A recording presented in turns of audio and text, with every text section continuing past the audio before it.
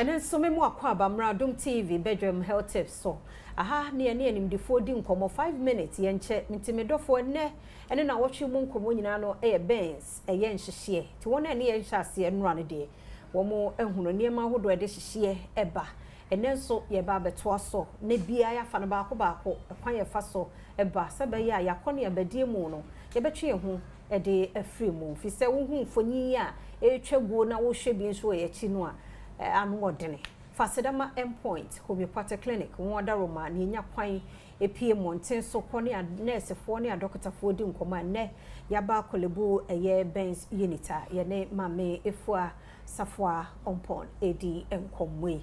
oba pene so ye mo akwaba ye da se enrem so bobo niema hodo ede nhihye eba ti ye pese week no day ni nyina no ye mfa no baako ti ye ne ye nhwe nia gas more recorded gas bends ewa ha. You record almost every time. And I say there's not even a single week unya gas near ibia obeba hasi. Okay. Enti gas ye bibia ye time record na obi be bisa say den na gas a ye nyina ye de ye aduane na obi nko ade odi koye aduane na etimi hyehye no. Enti etiefo ne ahwefo a mo hwe yen se ukoto anase ukofile wo gas na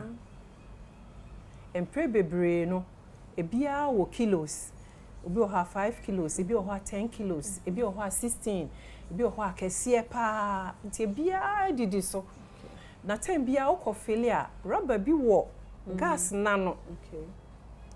ya ehye emusesa rubber no eye loose kakra bi sa hoden ewo mu no eye loose kitwe bi pe na ama gas na start se eliki nti ubeti empampa no se eba anti se ukwakochi ukoto gas bi aka kire omo se o mu change sa rubber no na no kwa change no who be be efa o ya sure so ya omo me papa ni shemu de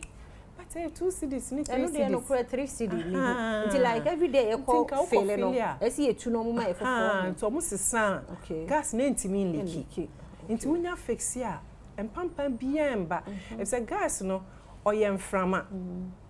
wa fili awie no oyemframa wudi besi ho a mane nsi ho kakra ebia 30 to 1 hour men so na enu ankasa settle enu ankasa obi beka say enu ankasa engina ansana waso wo so nso a hwe say pampan bia wontim pampan bia gas no pampan bia se wuti empampan na menso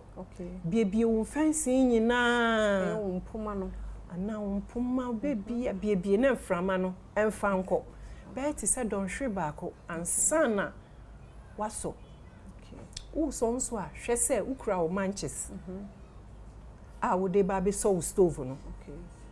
menso gas no ansana waka se me kwa akohwehwe manches unya ya sape empampa ni bepie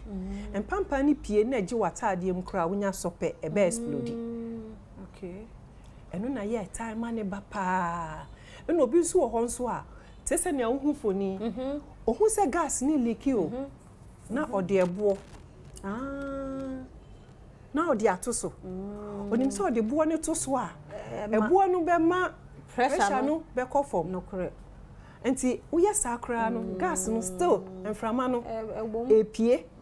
enti epie kakra na ebegide mu honu mu nyina enti dia obehu an se agipum na explode enti explode dia acha say